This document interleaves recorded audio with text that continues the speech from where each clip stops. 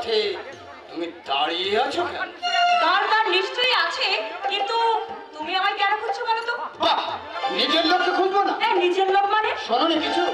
দুদিন পরেই তো তোমার সঙ্গে আমার বিয়ে হবে। তাই নাকি? সেই জন্যই তোমার সঙ্গে আমি আলাপ করতে এলাম। কি জানো, বিয়ের আগে যদি নরনারী উভয়কে চেনা জানার সুযোগ পায়, তাহলে তাদের দাম্পত্য জীবন অনেক সুখের হয়। মায়ের গৌরবের সন্তানই তুমি বটে। কলকাতা থেকে আমি তো দেখছি তুমি অনেক সুন্দর শিক্ষা পেয়েছো। এই তো তুমি আমাকে কিছুটা চিনতে পেরেছো। আসলে পুরোনো দিনের রীতি নিয়ম এ যুগে একদম অচল।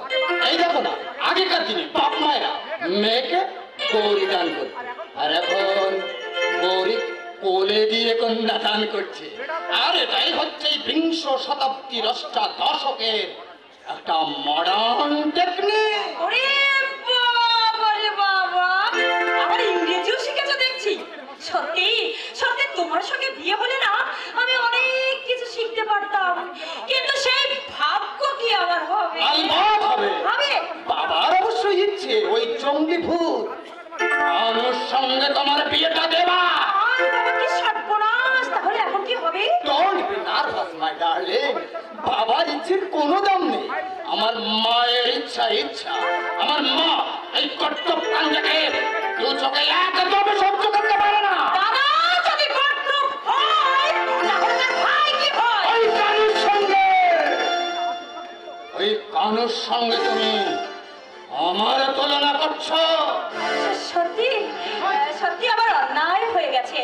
কারুদার সঙ্গে তোমার তুলনা করলে তোর মহত্বকে অপমান করা হয়। ওই কানু একটা মানুষ, তার আবার মহত্ব। তা যা বলেছো। কারুদাকে সাধারণ মানুষের পর্যায়ে ফেলা একদম উচিত নয়। এই তো তুমি আমাকে ঠিকই চিনতে পেরেছো। তাহলে এতক্ষণ ধরে তুমি পায়তারা করছিলে কেন? তুমি বিশ্বাস করো, ওই কলকাতার পথে ঘাটে মেয়েদের ভীষণ ছড়াছড়ি, কিন্তু তোমার মতো সুন্দরী মেয়ে আমার তো চোখে আমি একটাও দেখিনি। তুমি শুধু সুন্দরী নও, তুমি অসামান্য, তুমি অনন্য। দেখো, রূপের ধাঁধায় আবার ফেমনি লেগে পড়ে না যেও। তুমি বিশ্বাস করো, তোমাকে পাবার জন্য আমি ওকে পাগল হয়ে গেছি। এই আমাকে ধর